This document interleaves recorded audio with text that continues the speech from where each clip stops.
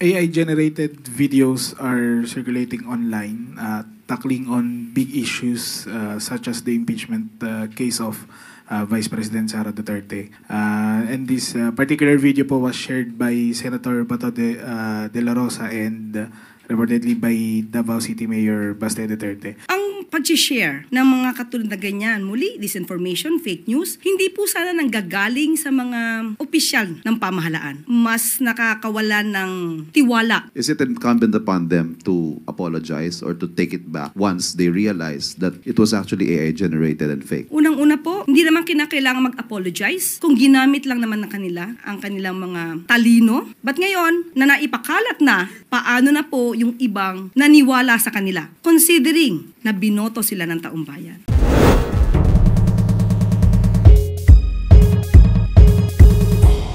Handa na po tayong sumagot sa inyong mga katanungan. Maraming salamat, Yusek Claire. First question, Chloe Hofana, Business World. Good morning po, good afternoon, Yusek. Telco operators urged President Marcos to review the Konektadong Pinoy Bill, warning that some provisions could undermine regulatory oversight and pose risks to national security and fair competition. So, has the President reviewed the bill, and does he intend to sign or veto the bill, given it is among the admin's priority bills? As of now, we have been informed that no document has been given to the Office of the President, but rest assured that the President will evaluate every provision stated in the said Konektadong Pinoy Bill. Asahan po natin na nakikinig ang Pangulo sa mga maaaring issues patungkol po dito sa bill na to at babalansihin niya po ang para sa kabutihan ng kababayan natin, para din po kung may issue about national security at kung mayroong negative impact sa telco industry. Meron po ba tayong timeline dito, Yusek? Sa ngayon po ay wala pa po kasing na ibibigay na dokumento. Ito naman po ay mabibilisan naman po ng Pangulo basta po naala niya po ang bawat provision sa nasabing bill. Thank you po. Maraming salamat, Chloe. Next question, Alvin Baltasar, Radyo Pilipinas.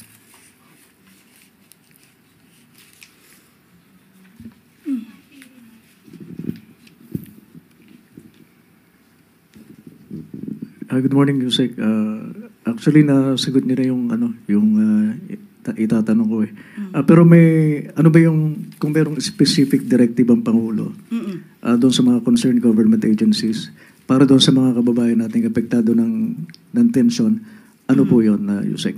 Actually, may direktiba po ang Pangulo, maliban po sa akin nabanggit. Ang DMW at OWA ay dapat siguraduhin ang safety and well-being of the OFWs na apektado ng tensyon dito sa Middle East. At magkakaroon po, ngayon po ay nasa crisis mode at heightened alert ang DFA, ang DMW at OWA para matulungan po ang mga OFW at ang kanilang mga pamilya. At nagkaroon din po, nag-set po ng 24/7 Middle East Help Desk for the OWAs para po mas mabilis ang pagtugon sa kanilang mga pangangailangan.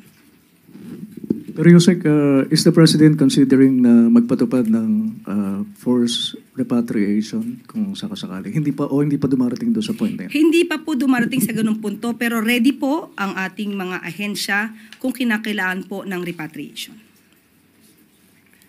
Maraming salamat, Alvin. Next question, Maricel Halili, TV5.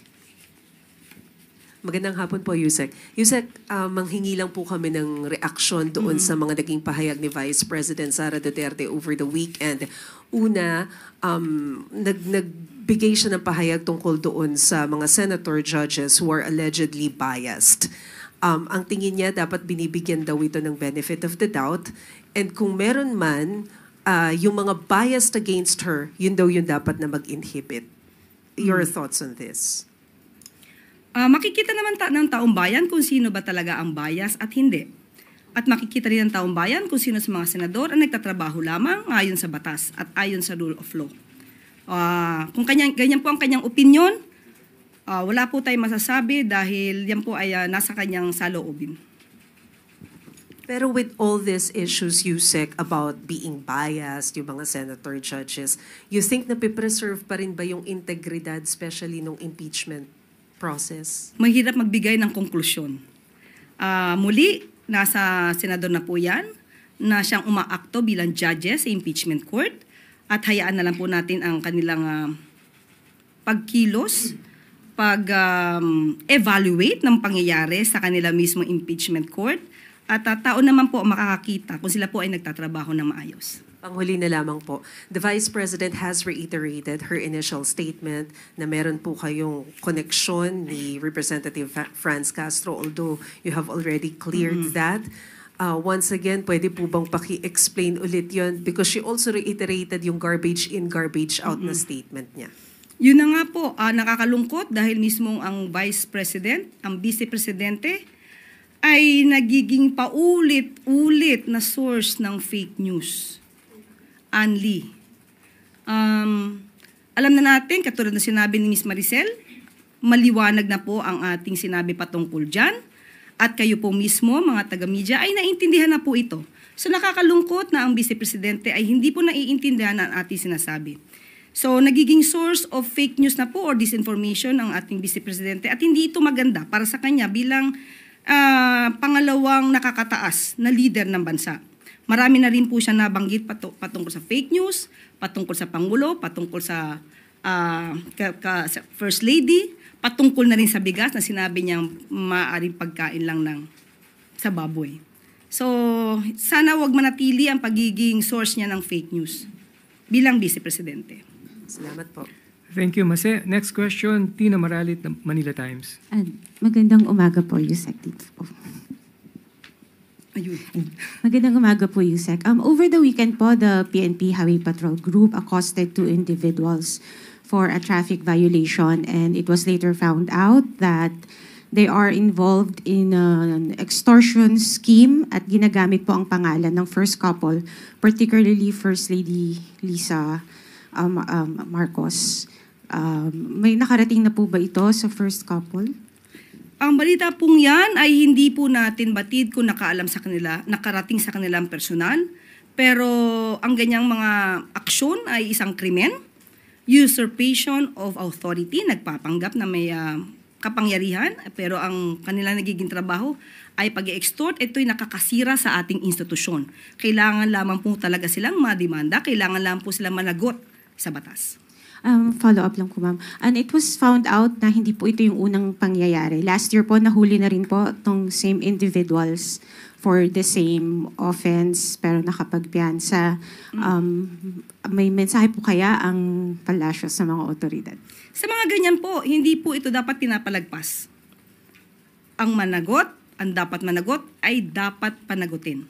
Hindi natin kasi masisisi kung ang kanyang offense na nakumit ay bailable at talaga makakatakas siya. Pero with this, siguro, tignan po natin, kung ganyan pa rin ang kaso, bailable pa rin yan. Pero sana, with all of you, tulungan natin ang ating gobyerno na mapakita natin itong mga klaseng tao na ito sa pamamagitan din ng pagpapahayag patungkol sa kanilang mga gawain. Maraming Thank salamat you. po. Maraming salamat, Tina Maralit. Next question, Rich Bon Quevedo, Daily Tribune. Good afternoon po, Yusek. AI-generated videos are circulating online, tackling on big issues such as the impeachment case of Vice President Sara Duterte. And this particular video po was shared by Senator Bato de la Rosa and reportedly by Davao City Mayor Baste Duterte. What is Malacanang's reaction to this po, considering that this technology can border on deepfake videos which can mimic even President Marcos, and what are the steps po na that the PCO will take regarding this issue po? Ang pag-share ng mga katulad na ganyan, muli, disinformation, fake news, hindi po sana nanggagaling sa mga opisyal ng pamahalaan. Nakakaduda, mas nakakawala ng tiwala kung mismo sa matataas na opisyal nanggagaling ang mga disinformation at fake news. At mabuti po at ito ay na-correct at napansin po ng ating mga kababayan. Ang sabi nga po natin, kahit po ang PCO, ang pamahalaan ay gumagawa ng paraan para mapahinto ang fake news. Pero mas kakayanin po natin ito kapag po tayo tulong-tulong. Katulad po ng sinabi po ninyo, kayo na po mismo at iba natin mga kababayan ang nagsabi na ito ay AI generated at hindi totoo. So maraming salamat sa inyong pagtulong sa pamahalaan para ma-detect natin ang mga fake news na minsan ay mga taga-gobyerno pa ang gumagawa. Thank you po, Yusek. Follow-up question, Eden Santos, Net25. Yusek, good morning po.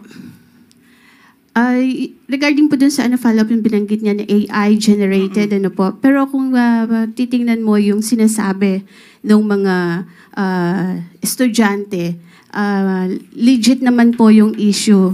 Ano pong masasabi niyo dito? Sino magsasabing legit at hindi legit na issue? Kung ito ay galing sa isang fake news or AI generated, so hindi tayo pwede magsabi na ito ay lehitimo o ilehitimo ang issue. Thank you po. Maraming salamat, Eden. With no more questions. Follow-up, Ivan Merino. Ma'am, more on that point, kung sakali hong may nag-share nga ng mga opisyal ng gobyerno, whether purposely or inadvertently, is it incumbent upon them to apologize or to take it back once they realize that it was actually AI generated and fake? Unang-una po, hindi naman kinakailangan mag-apologize kung ginamit lang naman ng kanila ang kanilang mga talino para alamin kung ang kanilang isi-share ay mali, disinformation, or just AI generated videos. Hindi kinakailangan mag-apologize kung una pa lang tama na ang inyong ginawa. But ngayon, na naipakalat na, paano na po yung ibang naniwala sa kanila? Considering na binoto sila ng taong bayan. So ngayon, na ginawa po nila, at wala tayong magagawa doon, dapat lamang po nilang i-acknowledge na ang ipinasa nila na video ay hindi totoo at hindi tunay. Thank you. Follow-up question, Alvin Baltasar. Yusek, in connection with that, do you find it irresponsible on the part of those who share the AI generate video? Irresponsible bang hakbang yung ginawa nila? Lalo may mga government official na nasasangkot. Opo, responsibilidad nila to. Dahil ang bawat salita na binibitawan nila sa taong bayan, leader sila, yaan ay totoo sa pandinig at pananaw ng bawat isa. So dapat maging responsable sa anumang sinishare nila na impormasyon sa ating mga kababayan. Maraming salamat, Alvin. Last two questions, Ira Panginiban. Ma'am, question lang. May penalties for doing this? Distributing, sharing, or giving out false or maybe misleading or AI-generated information? Any penalties? Is the government looking at penalizing them, punishing them, doing anything to them? Depende po sa sitwasyon. Kung sila man ay nag-comment dito, mayroong kaakibat itong penalty. Depende po sa kanilang partisipasyon. Hindi lang naman ito shinare, kundi nagbigay pa ng opinion. So tignan na lang po natin. Alamin natin ang kabuuan. Is libel or slander an option for these kind of actions, ma'am? Can be. Pero sabi nga po natin, alamin po natin ang punot dulo nito. Mahirap pong magsalita agad na may liability ang isang tao. Ang sinasabi lamang po natin, dapat silang maging responsable sa bawat kilos nila. Thank you, Ira. Last question, Michelle Gilang, All TV. Hi, Yusek. Good afternoon po. Related lang po dun sa school na nasunog sa Quezon City. Kasi marami-rami po yung nasunog na classrooms. If I'm not mistaken, around 20 classrooms.